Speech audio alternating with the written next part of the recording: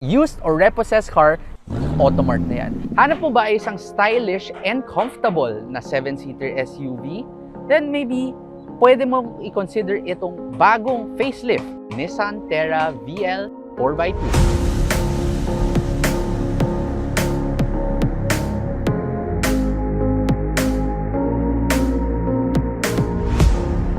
Pag nanggaling ka sa lumang Nissan Terra at nakita mo tong bagong redesign ng Nissan Terra, baka isipin mo na this is an all-new model. Why is that so? Because the front part of the car especially looks almost completely different. Etong grille na to, this is the full-fledged Nissan V-Motion grille na, and it looks really nice with the chrome and the piano black on it. Even your headlights, napakaganda ng design niya. You even have these like 4 squares that look really sharp. These are also automatic LEDs, by the way. And dito rin sa baba, pati ang fog lights mo, they are LEDs na. Dito naman sa tabi ng redesigned Nissan Terra, makikita mo ang pinakamalaking pagbabago. At least for me. And what would that be? That would be the rims. Yung lumang Nissan Terra, the rims were a little bit on the bland side, but this one just looks really aggressive and sporty, but you still get 18 inches on this one. And my favorite part about the Nissan Terra, this is something na wala sa mga kalaban niya sa mga competitors. Just look at how this entire rear part is very much sculpted, and as if the front part of the car is a lot narrower than the rear, but that is just the optical illusion that it gives you, but it looks really good. And dahil dinala natin siya dito sa semi-dirt track na ito, makikita mo rin ang wheel articulation that the Nissan Terra can do despite this car being only the 4x2 model.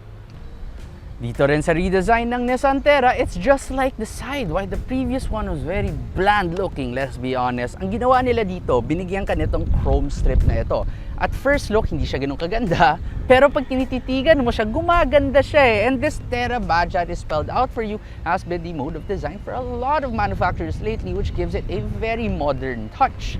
Now, pag tinignan mo rin dito, meron kang reverse camera and sensors, tapos meron ka rin itong faux diffuser down below.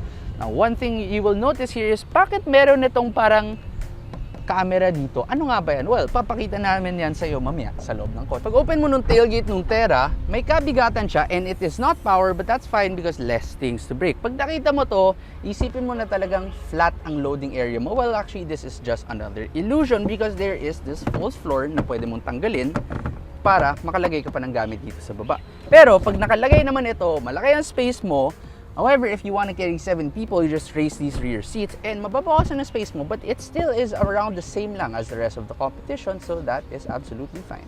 Pagdating naman sa makina, despite this one being a 4x2 model, it actually gets the same engine as the VL 4x4 ng Nissan Terra, and this is a 2.5-liter turbocharged diesel engine that makes 190 horsepower and 450 Nm of torque. Pag pinapanood mo mga reviews namin, mapapansin mo na may kapareho to ng power output, and that is the Isuzu MU-X. Pasok naman tayo sa Nissan Terra at una sa start natin siya. So it has a push button start, pero mapapansin mo may konting delay siya after mo pindutin. May slight delay pa. Tapos, yung gauges mo, magpa-play siya ng ganun, so maganda tingnan. Yung materials mo sa loob ng Terra, okay, maybe it's not as premium as some of its rivals. So, up top dito, this is hard touch, this is hard touch. Pero bumawi naman si Terra dahil maganda itong red. So, nagkakaroon ng two-tone design inside the interior. So, you have black and red. Tapos, your seats mo, Nissan calls these the zero-gravity seats. So, they are very comfortable, power adjustable din for the driver's side. Isa pang ayaw ko lang dito is yung steering wheel. While it is leather and multifunction din siya, maganda rin design with flat bottom, hindi mo siya na-adjust ng telescope, so hanggang tilt lang siya. Well, that's kind of sad. Instrument cluster mo, it's very easy to read, very basic. There is a screen sa gitna, pero ang pinakamagandang screen dito is the one in the middle. So this is a 9-inch touchscreen with wireless Apple CarPlay and wired Android Auto. Sobrang responsive niya, madali gamitin, and napakalinaw. Ang ayaw ko lang dito, it's a little bit of a fingerprint magnet. So pag nag-touch ka ng touchscreen niya, ang daming fingerprints na iwan doon.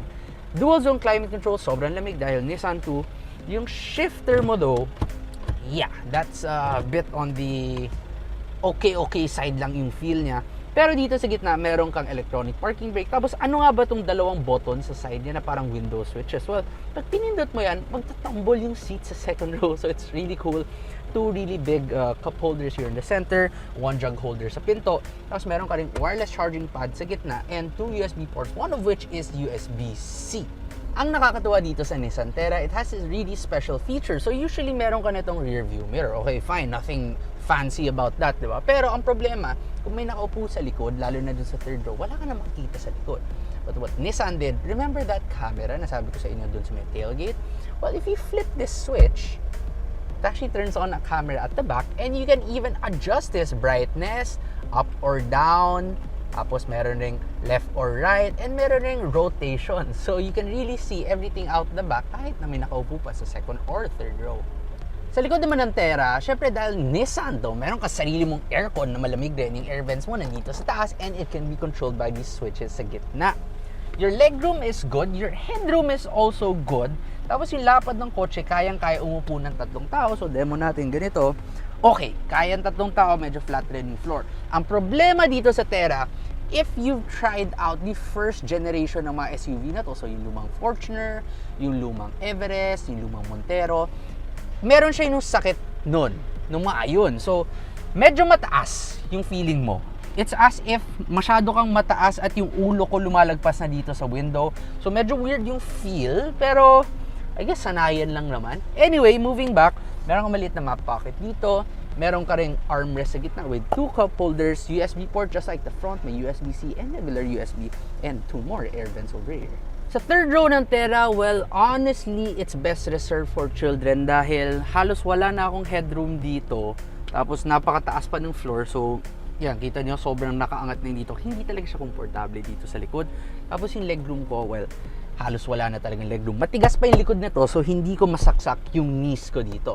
What I can do back here though, is kung trip ko lang, fold down ko tong second row, tapos mag-lounge na lang ako ng ganito. Ang maganda pa, pag tumingin kayo dun sa taas sa harap, meron na itong screen na to. So buksan ko to, and malaki yung screen na yan. Plus, there are even HDMI ports dito sa likod, pati isang USB port para pwede ko kabit ang PS5 ko dyan at maglaro ng Gran Turismo 7 dito. Alright mga ka-Automart, so drive na natin ngayon ang Nissan Terra VL 4x2.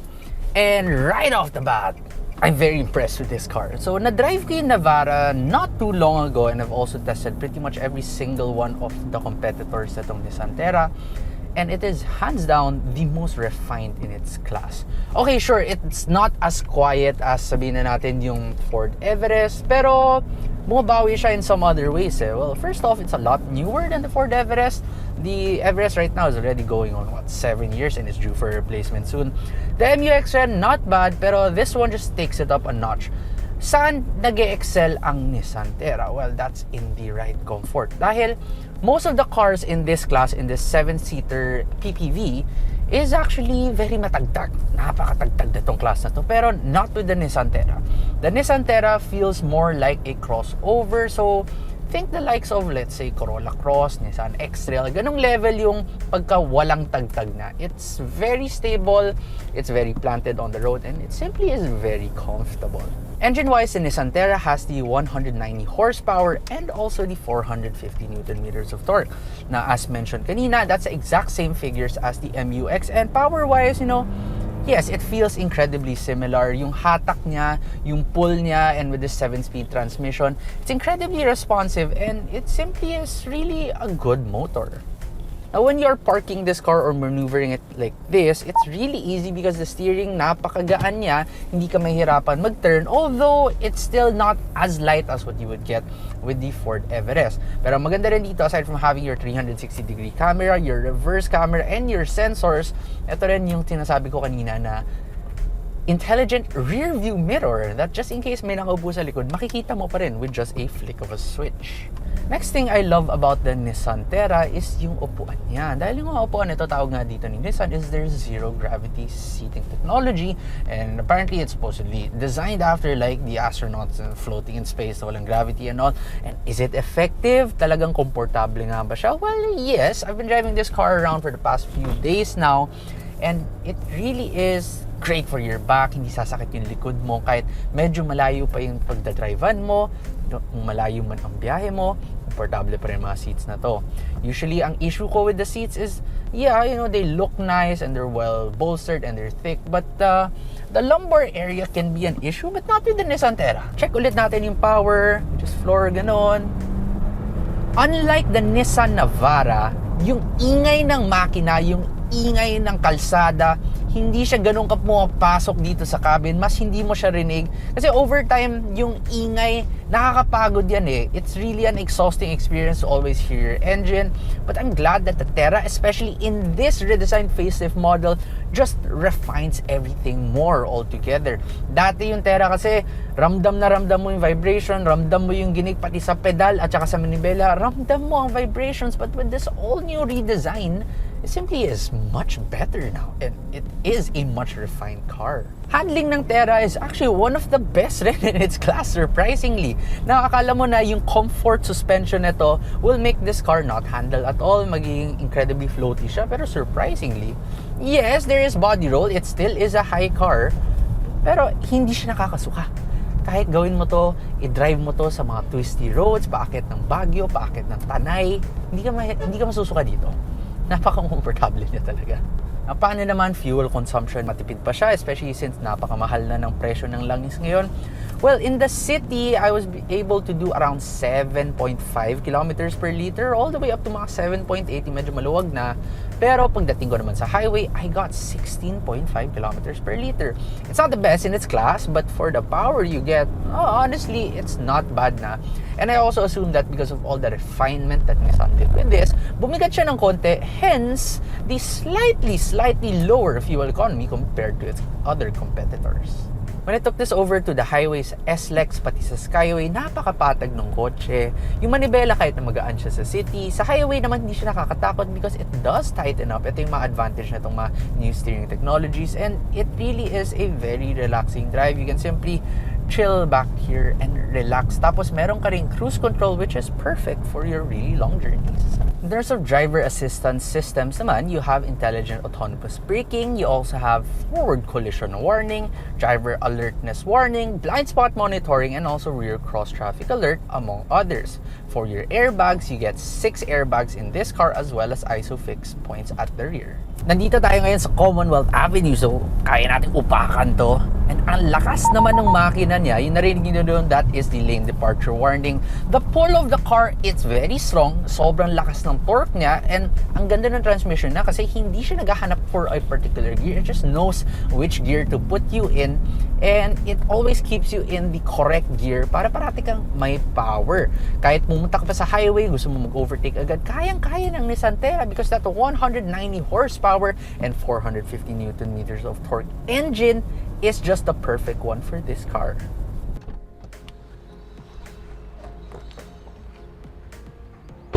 So overall, what do we think of the all-new redesign lang? Redesign, take note of the Nissan Terra VL 4x2. Well, at 1,999,000 pesos, it's hard to go wrong with this car. Pino siya, refined siya, komportable siya. So kung ang hanap mo ay isang refined, stylish, and comfortable, then the Nissan Terra VL 4x2 is one of the cars that you should really consider. This has been Kyle Young from Automart.ph. Don't forget to like this video, subscribe to our channel, and also share the video para mas marami pang makakita. Kung used car ang hanap mo, Automart na yan.